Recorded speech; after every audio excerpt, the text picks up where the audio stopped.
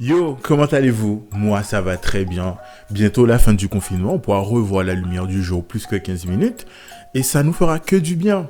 Mais ce n'est pas le cœur du sujet, comme vous le savez, on va parler de Japanimation. On va s'attarder sur Radiant, on va encore en parler. Encore? Ça fait beaucoup là, non? Mais je vous rassure, ce sera beaucoup plus court que la vidéo que je vous ai proposée la dernière fois. Là, on va reprendre point par point ce qui m'a dérangé dans la saison 1 et très brièvement vous expliquer est-ce que la saison 2 relève la chose? Est-ce que on a enfin le Radiant qu'on mérite? Est-ce qu'il est enfin radieux?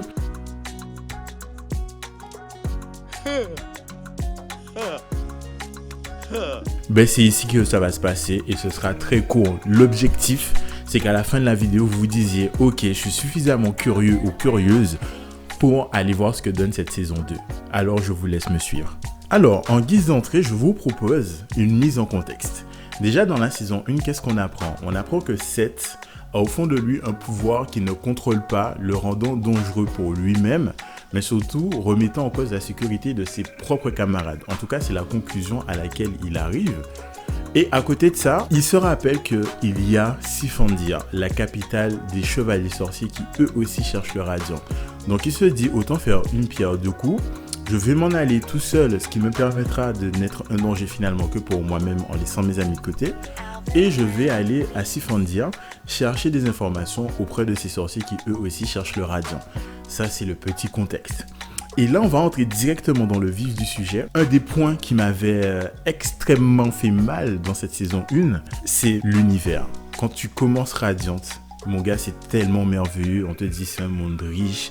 Il y a des sorciers, des non-sorciers. Tu vas découvrir mille et une choses fascinantes.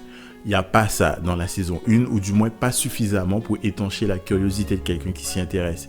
Et c'est là que la saison 2 commence très fort. On va à Sifandir. On découvre vraiment comment cette ville fonctionne, que les non-sorciers et les sorciers vivent en parfaite harmonie. On découvre même leur idéologie religieuse, à savoir qu'ils idolâtrent un sorcier d'il y a très très longtemps s'appelant Merlin. On découvre même comment eux, ils utilisent la Fantasia. Et c'est vraiment stylé de ouf parce que contrairement à la saison 1, quand on voit Artemis pour la première fois, on nous montre Artemis. On nous dit que c'est Artemis. Mais qu'est-ce que Artemis dans le fond ? On ne le sait pas vraiment, on n'a pas participé à la vie de la ville. Et là, dans Sifandir, à travers les yeux de Seth, on découvre cette ville et cette façon de vivre. Déjà là, la saison 2 avait déjà marqué un point que la saison 1 n'avait pas. Ensuite, une des choses que je reprochais aussi dans la saison 1, c'est que Seth part de chez lui, notamment pour s'entraîner avec un certain Yaga. Et cet entraînement, on ne le voit pas, on ne comprend pas réellement ce que Seth a appris, hormis 2-3 techniques pour taper plus fort, mais c'est tout. Eh bien, en allant à Sifandir, il va aussi rencontrer un nouveau personnage qui va l'entraîner et ce qui va nous permettre en fait de suivre Seth et son évolution en tant que héros de cette œuvre.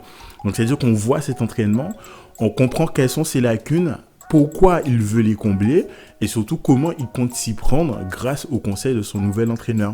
Et à partir de ce moment-là, en tant que spectateur, tu peux réellement te faire un avis sur Seth puisque tu le vois évoluer. Tu ne constates pas cette évolution puisque c'est beaucoup plus facile, selon moi, d'arriver à un avis plus concret et plus global sur un personnage quand tu l'as suivi de A à Z.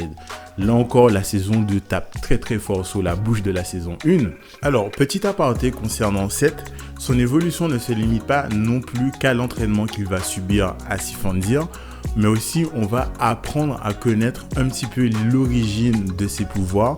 Il y a vraiment des questions qu'on s'est peut-être posées à la saison 1. Qu'est-ce que ses pouvoirs? Pourquoi Seth a-t-il des cornes? Pourquoi Kyodon, je crois, a des cornes? Et vraiment, ces questions trouvent leur réponse, en tout cas un début de réponse dans cette saison 2. Donc vraiment, on n'a pas le temps de s'ennuyer et c'est ce qui nous fait plaisir. Bon, fin de l'aparté, on reprend le cours normal de la vidéo. Ensuite, le lore des personnages. Alors effectivement, dans la saison 1, on voit des personnages assez riches et hauts en couleur, mais on ne les suivait pas non plus en fait. On te les montre et puis c'est tout. À part quelques-uns des personnages qui, notamment dans la partie de Rumble Town, où ils avaient un petit flashback, mais rien d'exceptionnel. Dans cette saison 2, on découvre X personnage, Y personnage, Z personnage, on s'y attarde suffisamment pour que, encore une fois, en tant que téléspectateur, tu puisses te dire, ah tiens, ce personnage, c'est peut-être pas le héros, c'est peut-être pas le mec qui fait partie de l'équipe des protagonistes, mais en tout cas, je l'aime bien. Et ça, c'était, mon Dieu, mais c'était rafraîchissant. La fontaine de jouvence était incroyable. C'était, oulala, ça t'a eu mon nez. Y'a écoute ça, c'est trop, je m'y attendais pas. S'il vous plaît, calmez-vous. Laissez-moi respirer un petit peu. Et oui, tu l'auras compris. Vous l'aurez tous compris d'ailleurs. Cette saison 2, à bien des égards, nous propose un tas de choses intéressantes, notamment la mythologie. On découvre la mythologie de Sifandir. Et en fait, c'est là que tu te rends compte que cet univers est vraiment riche et il y a beaucoup de choses à nous raconter.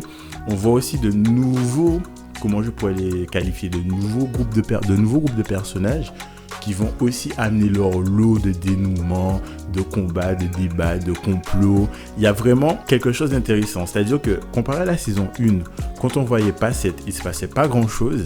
Dans la saison 2, il y a plusieurs sous-intrigues qui se croisent. Bien sûr, c'était toujours au milieu, mais on n'a pas vraiment le temps de s'ennuyer parce que lorsque tu te poses une question sur 7, le temps que tu aies la réponse, tu as déjà une intrigue qui vient se glisser entre quelques épisodes. Tu vas à nouveau te poser des questions, on va y répondre, ensuite on revient sur 7. C'était vraiment bien.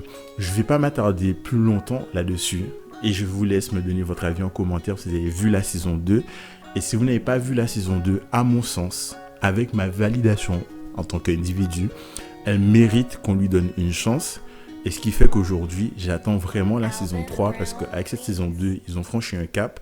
J'espère qu'ils vont en franchir un autre pour nous proposer quelque chose à la hauteur de ce que peut nous proposer Radiant. Et ils sont sur la très bonne voie, à mon avis. C'est donc ainsi que je vous laisse. Je vous dis à la prochaine fois. On se tient au courant. À plus tard. Au revoir, merci. Au revoir, merci. Au revoir, merci.